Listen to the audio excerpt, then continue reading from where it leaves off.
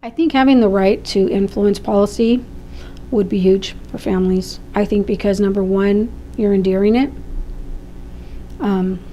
Two, who else to speak on it? Who else to say what it feels like to have to stand in line for hours in the rain or in the freezing cold or in the hot sun with a baby? You know, I watch that a lot with families, you know, small infant children, and you're standing outside, no cover, no nothing, you know, for hours on end. And sometimes for them to say, oh, well, you're not going to have visits, it's on lockdown now, you know, and there you go, you have to leave.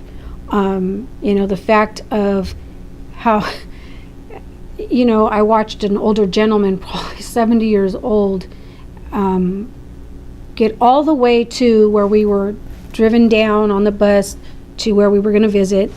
And when we got there, you know, you're supposed to have $1 bills. He didn't know that, evidently. So he made it all the way down the hill on the bus and had a $5 bill. So they said, oh, well, you can't go in with that. And he says, I just want to see my son. And they said, well, you can't go in with that. You're going to have to go back now. You go outside, wait for the bus. You're going to have to go back and go get change and come back. So he said, and I never forget this, he said, can I give it to you then as a donation?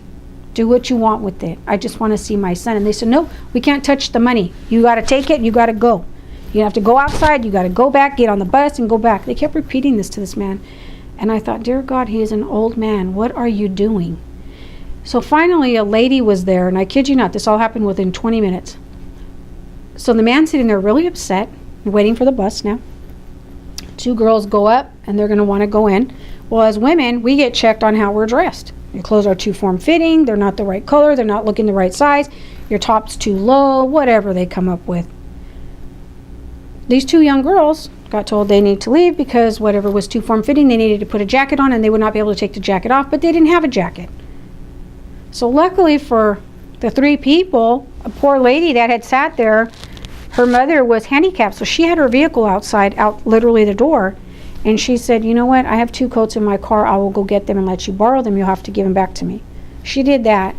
Well, you know, you're only allowed to take so much money in when you visit. So we were all talking and said, you know, if everybody could give them $5, and we'll even throw the $5 bill out, we don't even care. So basically that's what ended up happening. The people there in that room that were waiting to visit ended up giving them and 5-1 and said, throw the other $5 bill out, we don't even care. Because that's how sad it was to everyone there to know. Like, that's how important wanting to see your family is. So I don't believe anyone would be able to speak on that than someone who's living it. Someone who's actually had to endure all the travesties that you go through just to see someone you care about for probably a couple hours if you're lucky, you know?